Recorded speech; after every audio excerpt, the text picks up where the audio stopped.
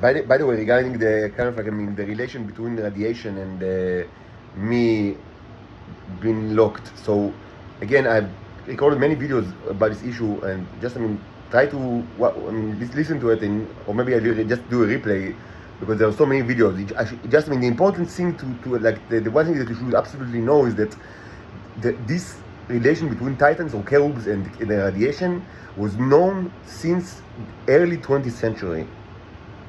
It was known since the first starship of the cherubs arrived, which I don't know exactly when it happened, but my estimation is around 1920.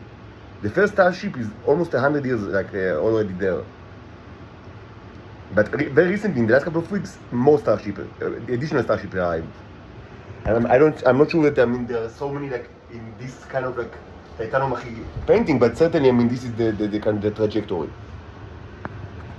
But a single one was there about 100 years already, and it was widely known that the radiation arrives in cycles, and it affects mostly the people that ate the drug.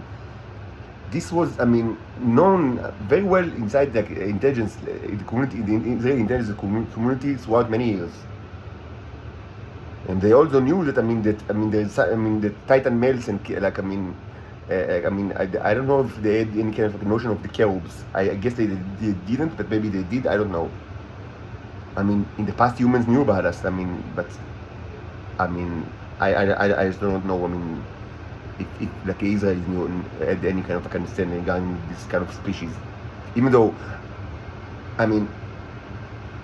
what can be the source of the radiation if not a spaceship or any artificial kind of mechanism that cannot be the work of the Paleolithic slaves that they know very well, like the Venusians. So in essence, it can be argued that of course they knew about us. But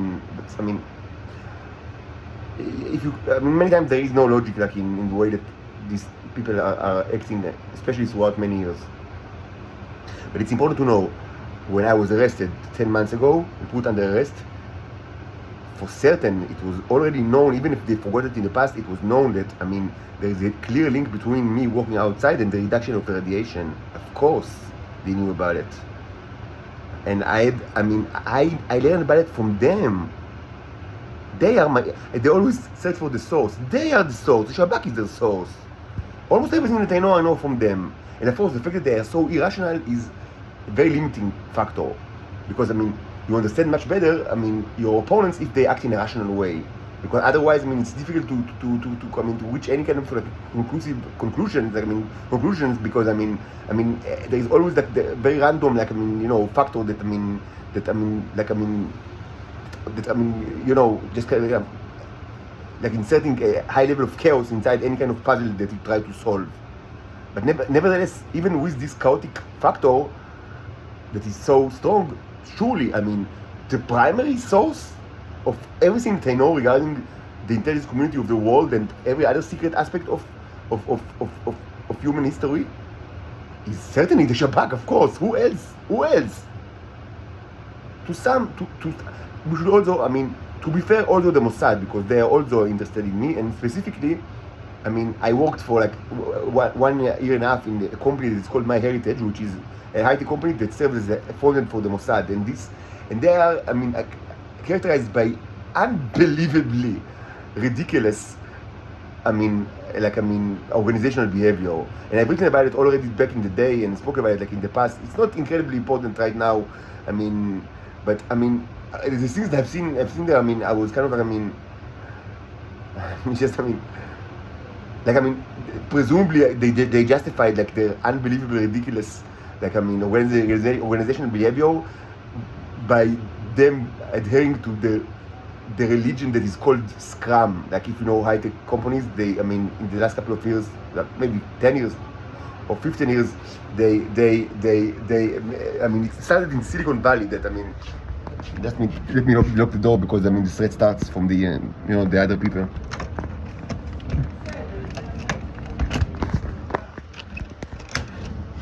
That's my life.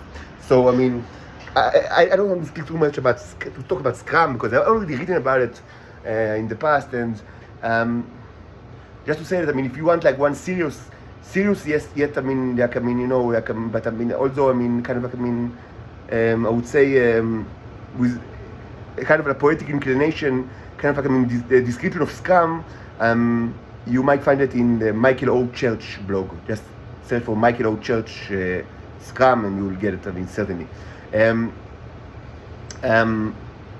So it was kind of like, I mean, it's an unbelievably stupid organizational kind of like, I mean, method that was developed in Silicon Valley, and it's completely stupid. But I mean, and so MyHeritage, they kind of like justify, I mean, the extreme, like, I mean, extreme irrational behaviors, organizational behaviors, with adhering to the Scrum. Now it's true that the Scrum is indeed ridiculous, but I mean, at some point I understood that, I mean, it was while I was working in MyHeritage that I understood that I'm a target of the Israeli intelligence. That this was the major discovery of my life. I mean, May 2019. It was, I mean, you know, just, I mean, your life shattering like around you because you understand that, I mean, something is incredibly different about you because I never done anything. So it must be something in my nature that is of interest to them, not in whatever I do, because I mean, all my life I was straight as you can be. So I understood that, I mean, if they follow me, I mean, there must be something in my nature that is different. And this was like the beginning of like the journey of discovery during May 2019. And it was triggered by also things that I understood during the time, but many of, I mean, a large part of this kind of like initiation into this journey of discovery was the fact that I completely could not understand why the people in my heritage act the way that they act. And I mean, any kind of like justification that I thought that you can be attributed to the Scrum was, I mean, not enough. Yes, Scrum is indeed, was very popular at the time, and still is quite popular, even though it lost popularity, thanks God, inside the like high techs in the Silicon Valley and also in Israel. Yes, it was considered a legit and respectable kind of like, I mean, organizational methodology, specifically inside the software industry, while it was, and while at the same time it's completely ridiculous and stupid. Like, I mean, it's kind of like a disease, like it's an organizational disease that started to spread. I mean, thank God it's kind of like, I mean, it's since then it's in a long, slow recession. But so for several months I thought, yeah, man, I mean, these people actually adapted this kind of like ridiculous American religion, and I mean, they don't know what they're doing, as Jesus said. But no, I mean, at some point I understood, no, I mean, the Scrum cannot justify what, I mean, these people, I mean, it's impossible. I mean, no, these people they certainly are part of the, I mean, this is the front end of intelligence service, and I understood that it must be an Israeli one. So it's either the Shabak or the Mossad. Now, why did I do? I saw that it's Mossad and not Shabak. Mostly because there were so many, היה שם פול כוסיות, כאילו, חבל לכם על הזמן. I mean, unbelievably so. So, I mean, so these people are irrational. Both the Shabak and the Mossad, they are irrational. You cannot expect them like any kind of rational behavior. It's just impossible. It's not going to happen. But yes, they knew about. Of course, when they put me under arrest, they knew that they put under arrest the person that only when he walks outside there is reduction of radiation. And this person actually likes to walk very much. He doesn't no incentive to do it. This was always, I mean, since many years ago, my favorite sport and also my favorite hobby. In addition to reading and walking outside, I always I've done it like throughout my life. No need to any incentive. I do it by my own. This is my favorite sport and my favorite hobby, to walk outside. And yet again, they put me under arrest after they frame me in a ridiculous thing. Why? This, I mean, mass psychosis and I mean, ego that was, I mean, kind of like, I mean, like I don't know, shape-shifted to Satan. I can't say, I don't know have any other explanation. That's the way that they are. That's the way they are. Another thing that I understood just now, I mean, in the last couple of days, like today actually, is that there's another issue that I wasn't aware of actually, which is I admit it was new to me, but I mean, I share any, I'm not in person of intelligence community. If I discover something new, or I think that I discover something new, I share it immediately. So I'll share, a new kind of thing that I thought about. So let's start by mentioning Pirkei DeRabbi Eliezer. I spoke about it like a couple of days ago, but it wasn't uploaded to YouTube. It's kind of like, it's a book that, it's kind of like, it's an exegesis, or commentary to the book of Bereshit, like Genesis, somewhat overlapping Bereshit Rabbah. There's of the issue, it's attributed to the Tanna, Rabbi Eliezer, but some people say that, it actually was written later, and I have something to say on the matter as well. I think that it's not. I have my own theory on this book, and I kind of like this book because first it deals with Genesis, and I myself, as you know, maybe some of you know that I have like my own, exegesis, commentary to Genesis, that is very idiosyncratic, and maybe you already, if you listen to this channel and also to the Twitter channel that I had, the Twitter account, you probably already, tasted like my kind of very special commentary with regards to the book of Genesis, and I have many more things to say. And it's also very interesting because unlike most of books of the Tanaim and also the Geonim, it is actually some say that it's written in the era of Geonim, but unlike all other or almost all other, such books that are commentary to the Bible, it was manifestly written by one person. Even if it wasn't Rabbi Eliezer, it was a person that, let's call him Rabbi Eliezer. It was a person that, and you can, and that his special characteristics is, so there is like a short introduction which is biographical. It's not very important, even though it's just a thing that I reminded of right now. But most of what you learn about the person is not from the biography part, but from the commentary itself, because it's only him that it's manifestly one person that wrote it, and again it's not due to any kind of other Jewish literature that it's a kind of commentary to the Bible of this era. So so it's like one person that you learn to understand his background and thought process and kind of and his view, it's kind of as philosophy and morals, and it's very and they become likable, it's kind of likable, specifically the way that that he treats the issue of Bnei Ishmael,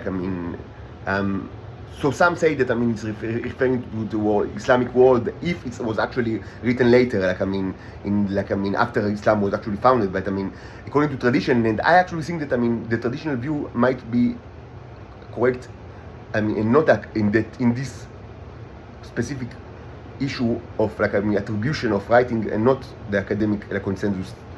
And this actually book might actually have been written indeed in the 2nd century AD, but it doesn't matter if it's speaking about Islam. For certain, he's speaking about Arabs people that lives. This book was written by a person that either lived in Israel or had strong connection to Israel, not a typical Amora. Okay, so so it was very important for him to elevate the son of Abraham, Ismail, to give him much more prominence than is usually attributed by Jewish commentary throughout the ages. Mostly, of course, always kind of pushed put the image of Isaac on a pedestal, and so it's kind of a very reoccurring issue that that Ishmael was also very important, and of course it's manifestly explicitly done in order to kind of acknowledge the fact that Jews that live in Israel, they should understand that there are also Arab people here, and that they are related to them, and so it's just an example of why it's kind of very nice. Kind of there is something special about a book, commentary to the Bible that was even just one small part of important, but one book, but and maybe also a little bit of Exodus, mostly Genesis, but it's very special because it was written by one specific person that might have been Rabbi Ishmael or might not be. Rabbi Eliezer, the Tanna, Rabbi Eliezer. So there is a biographical part which is short, and I remember that I read it, and it kind of understood that it might be related to my life, like in the way of divination. That I understood that there is something special about it, but I don't know what. So, as described in the autobiographical part, so he was presumably Rabbi Eliezer Tanna, he lived in Israel, like in Tufat HaMishnah, the 2nd century AD, and he was not like a typical Talmid Chacham, like a typical person that grew up and studied the Torah from very early age, which was typical to almost all of the Tanaim, even though it was not typical to Rabbi Akiva, which is considered the most important Tana, and he was famously started his career.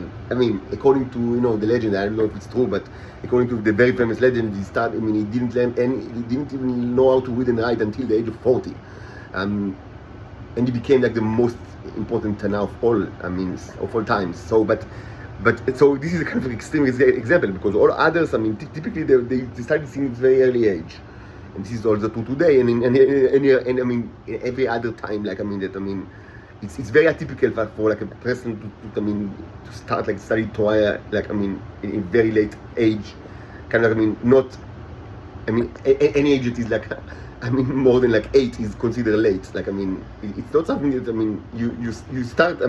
Usually you start very early. And typically the people that became prominent in this area are almost all of them started very early. But actually, Rabbi Eliezer was an exception, another exception, not as stark exception as Rabbi Akiva, and that's why the story of Rabbi Akiva is much more famous. But he was also an exception. And actually, his story is kind of is less extreme, but also more probable. You read it and you say, okay, maybe it's actually true. Regarding Rabbi Akiva, I must say that you need to be a really pious believer in order to believe that he really didn't know how to read and write until the age of 40, and then married some woman that was very rich, but threw all the money for him, and then they didn't see each other for 14 years. All of it smells serious personality disorder of all of the involved people, Kalb Savua, all of them were kind of if this story is true, they were all crazy, which might be true because Rabbi Akiva actually supported vehemently the Bar Kokhba revolt that was the worst Holocaust in the history of Judaism. that it completely destroyed Jewish presence in Israel in the 2nd century AD. So maybe he was insane, but Rabbi Eliezer, his story is kind of less extreme, but also very atypical, and it's kind of presented in a way that you think that maybe it actually happened. So he wasn't poor and kind of analphabet like Rabbi Akiva. He was actually a son of a rich merchant, but not very rich, well-off merchant, and not the only son. He had several brothers, and all of them were went into business. They studied, every person, a Jewish person of the time. Jewish people at the time.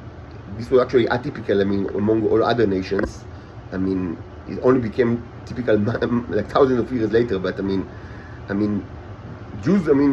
Maybe they were the first civilization that it was very typical for people that have that are well off to actually sons of people that are well off to actually spend what was in ancient times seemed like a long time of studying first of all how to read and write, which was in ancient times even kings many times didn't know how to read and write. It wasn't considered something that very important. I mean, it was considered like a job. Like, I mean, yeah. So if the king needs someone to read something, so he's got like, I mean, the same way that, I mean, presumably, you know, the kings, like, he have someone that to taste the wine, and something to like, I mean, to bring him his sword, and like a hooker or two, and you know. So I mean, also you have someone that can read and write. Like, I mean, it was considered just, I mean, you know, function. Like, I mean, function, like, I mean, in the court of the king, and kings didn't even bother to learn, like, I mean, to study, I mean, until pretty late in history. But I mean, among the Jews, I mean, maybe they started it, I don't know, but it was, I mean, as early as, I mean, you know, in still ancient times, like the time of the Mishnah is still ancient time. I mean, it was customary that, I mean, for people that, I mean, are, for sons of people that, I mean, that are not poor, I mean, if their parents were kind of like, I mean, well off or even more, but I mean, not poor, it was very customary, I mean, to spend, like, I mean, like a good, like, I mean, in, relative to ancient times, and it was kind of like, I mean, it was kind of like an exception to how, like, people behave. Like, I mean, maybe until the age of 10 or even 12. Like, I mean, in our standards, it's very early to stop studying in the age of 12, and illegal actually, but in many countries. But I mean, in ancient times, it was actually, I mean, if you didn't have any kind of, like, I mean, specific need to study until the age of 12, it was, I mean, it was very uncommon to do so. I mean, like, I mean, and if you were rich, I mean, so just fine. Like, I mean, so enter the business, and that's what actually most people have done. Like, I mean, so Rabbi Eliezer was kind of like, I mean, Batlan, kind of like, I mean, he studied, I mean, you know, like, I mean, you know, like what's expected of, like, a well-off, like a Jew, I mean, like a son of, like a well-off Jew, I mean, and not too much, didn't become like Talmid Chacham or something like that. You know, just study, like, I mean, you know what's expected, like, I mean, of, like, I mean, maybe something equivalent to primary school, I mean, in ancient time, which was very, I mean, rare kind of like education in ancient time, like primary school education.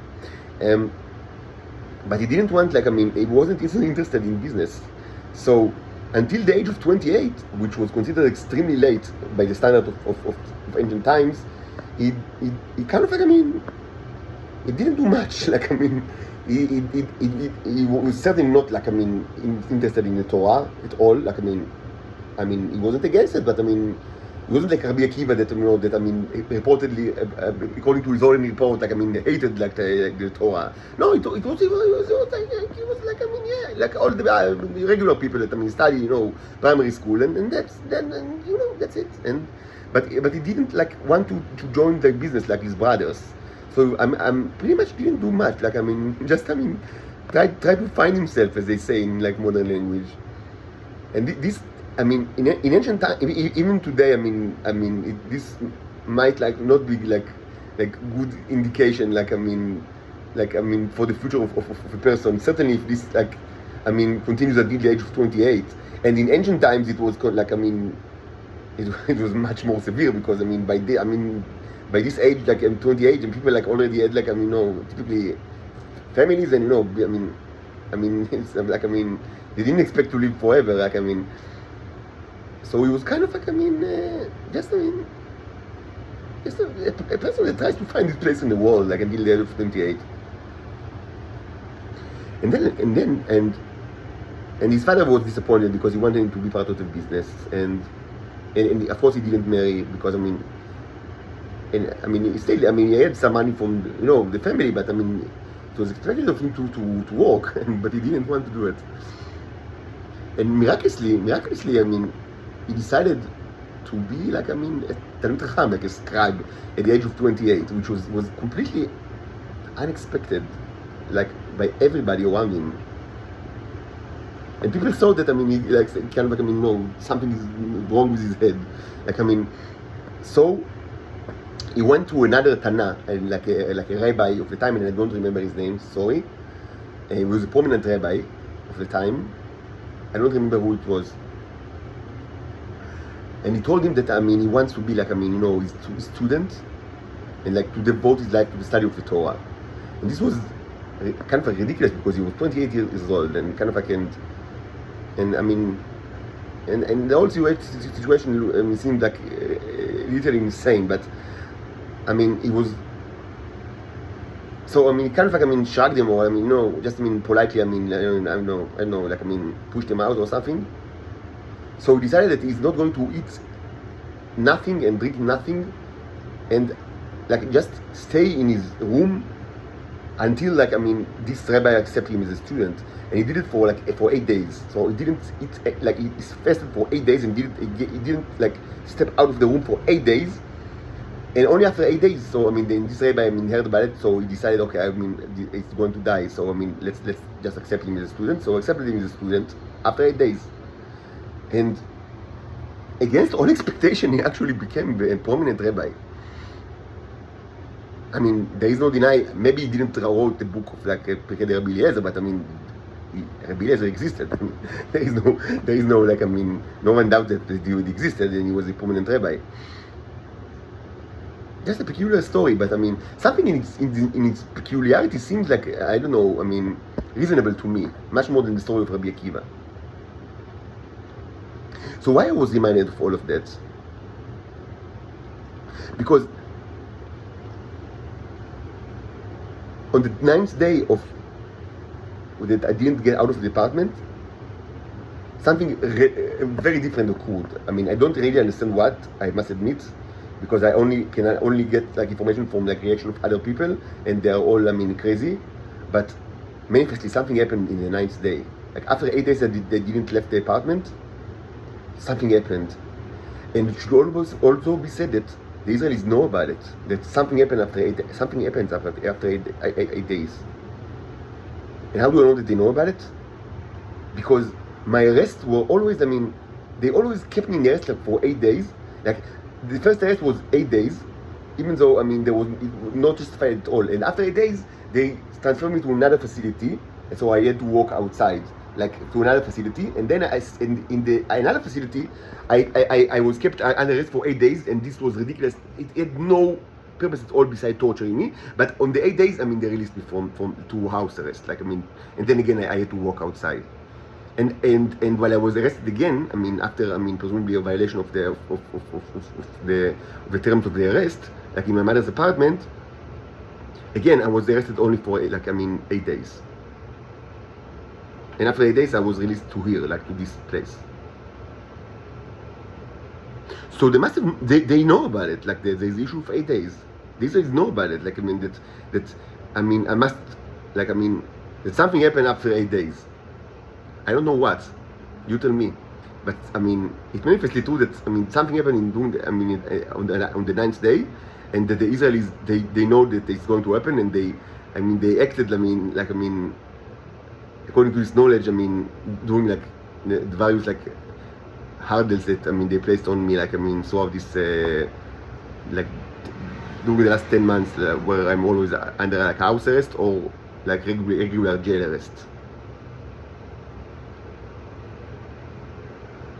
I live in hell, really. I mean, I need to be rescued from this Nazi prison. Israel is hell, and I mean, humans should come to their senses and understand that this is a crazy country, and they need to rescue me from this crazy country, and they can only do it using arms and legs. They must stop the usage of mouths and tongues. This is an insane situation. These people are crazy. You cannot reason with them. Any movement of mouths and tongues will only make the situation worse. You need to move arms and legs.